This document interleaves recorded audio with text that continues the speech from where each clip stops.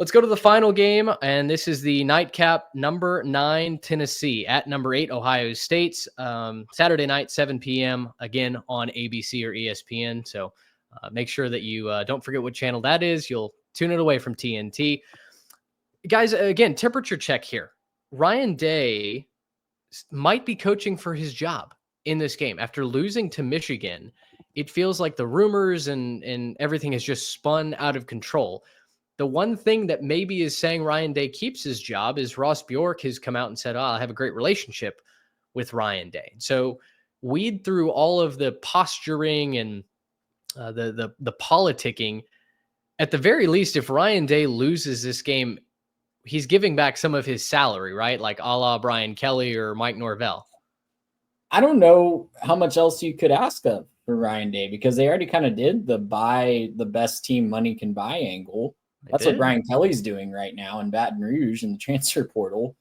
And if you've already played that card, what do you do next? Because it's going to be really interesting to see, is this solely just a Michigan seeing ghosts problem when he sees maize and blue on the opposing sideline, or is it really something where it's a deeper issue than that? And it's a can't win a big game issue. I think this is a little off that, but I think my favorite thing I saw on Twitter this week had to do with that and the idea that some Ohio State pages were posting, hey, whoa, that's crazy. I heard there's going to be a drone show. And it was just a drone show that said fire Ryan Day in big red letters in the sky over the shoes. So I think there's a lot of people that are a little bit upset about this. I think outside of winning the title, I don't think Ohio State fans are going to be happy at the end of the season. Even if they make it to the title game, but lose to, Oregon or someone, or I guess that wouldn't be Oregon. That'd be the next matchup. But Georgia or someone like that, if they come up short in the title game even, I think that would be a big issue still for Ohio State fans where they're saying it might be time to go for our guy Ryan Day.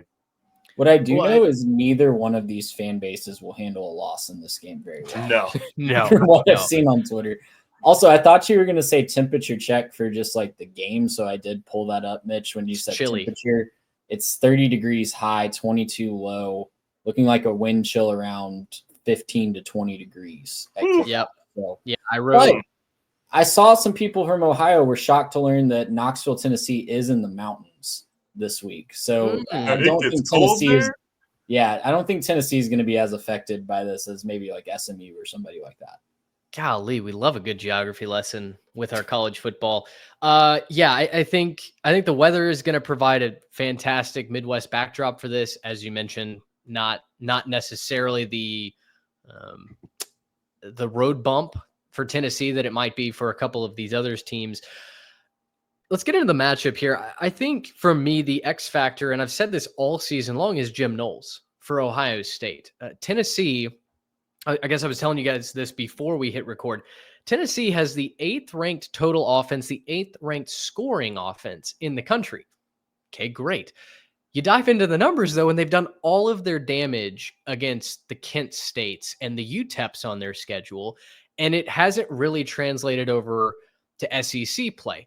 So I'm initially concerned there. Nico Iamaleava has been good at times. He's looked overwhelmed at others. He's got a big arm, and sometimes it's difficult for him to rein that in. We watched him overthrow a lot of wide open receivers early on in the season. But they've got Dylan Sampson, who's got over 1,600 yards from scrimmage. He's done a tremendous job this year scoring the ball for the Volunteers.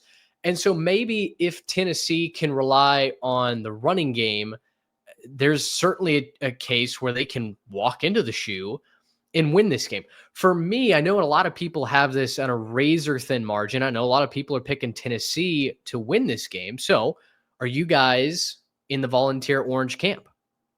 I've got Tennessee 23-17 in this one. Okay. And I think it's not so much the Jim Knowles defense. I think that will cause a lot of problems for the Tennessee offense. I think it's the Tennessee defense that's going to feast on a beat-up Ohio State offensive line all year long. We've been talking about just how difficult that is to overcome for the Buckeyes, both in the passing game and protecting Will Howard and also in the running game and getting consistent yardage on the ground. We saw how much of a struggle that was against Michigan. I think Tennessee has the ability to turn this into a game like Michigan can, where it's just a grinded out game. That's how they like to win games this year.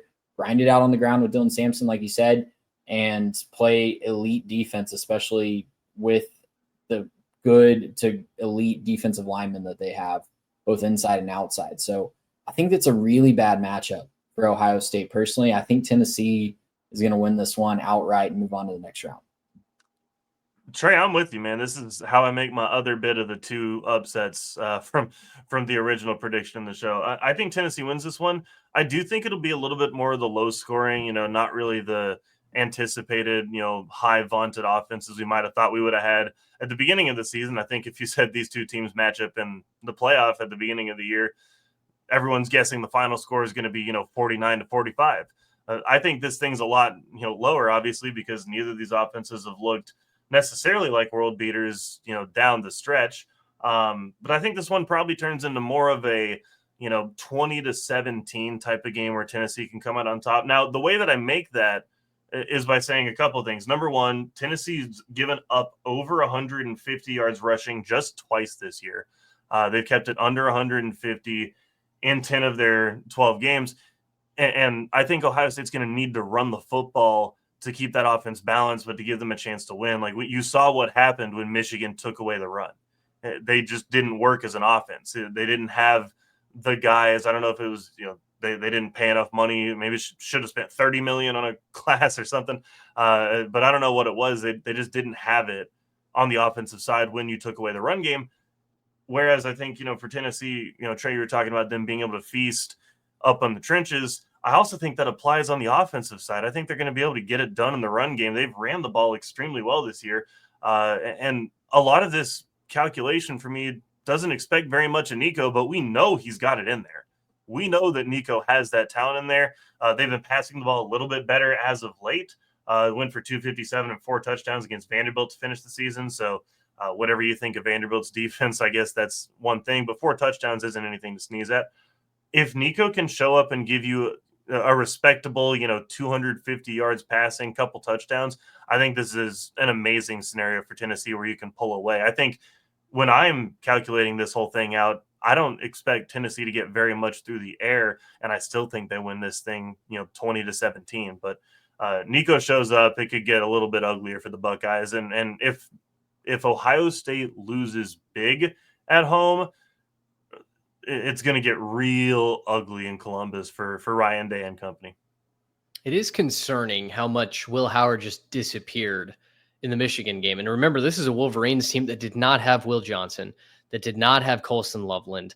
They were missing a couple of their big X factor guys, and yet Ohio State just looked dead in the water for most of that game. I'm going the other way. I'm going to take Ohio State. So for those that are keeping track at home, yeah, that is chalk. I'm going 4 home teams in this one. I'll take Ohio State 24-21, and here's why. Tennessee, for whatever reason, has looked lifeless in the first half of a lot of their games this year. They were shut out in 3 first halves, basically a calendar month of first halves, including at home. Ohio State has the best total defense in the country. And I mentioned the blitz packages, the disguise coverage looks that Jim Knowles is going to throw against Nico Iamaleava. That concerns me. Now, the strength of Tennessee, Garrett, like you said, is running the ball. The problem is Ohio State is only giving up 2.8 a carry. They've got a top 7 rush defense. They've got the second-ranked pass defense and a top 20 sack artist unit as well. Ohio State doesn't have to do a lot offensively to win this game, I don't think. I think there's a world where, kind of flipping it on its head, where you guys are taking Tennessee to kind of be offensively average. I think there's a path where Ohio State is very offensively average. And I think that's ultimately what's going to keep them from winning a national championship is Will Howard and the inability at times to get the ball out wide to the treasure trove of wide receivers. The running game hasn't been overly special this year. It certainly disappeared at times. And I think part of that is because of the injuries along the offensive line. So no matter which way you slice it, I think this is a low scoring game. I think this is another one that's going to be relatively quick. Of course, without the 3-minute commercials and all the media buy and stuff like that. We don't have a Dr. Pepper halftime challenge, right? No chest passes that we have to suffer through again this week. Is that right? Not that I'm aware of. Not that I'm aware of, but we will get plenty of Dr. Pepper commercials in the commercial breaks. I didn't say this when you said the other one was going to be quick, Mitch. If you think that these TV executives have been sitting on a 12-team playoff for 4 years and they're going to let it be under 4 hours of time that we're locked in on a standalone game, I've got a bridge to sell you, my friend. I'm really sorry. When you look at the typical TV spacings versus what they currently have, you can tell that these games are going to stretch. They're going to get every ounce out of these games, and they're going to make sure that they get their money's worth.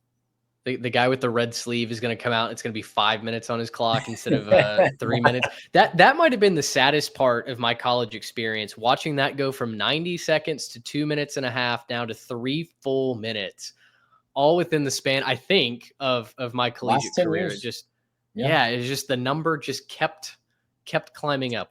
Don't worry, Mitch. It'll be 3:30 next year. Oh gosh, I think it already is 3:30. It's already 3:30. Yeah, 3:45. Go for it. It's like the Dr. Pepper commercial. Our whole viewing experience is just a commercial. So, you guys are taking Tennessee. I'll take Ohio State. Gracious him! How about that?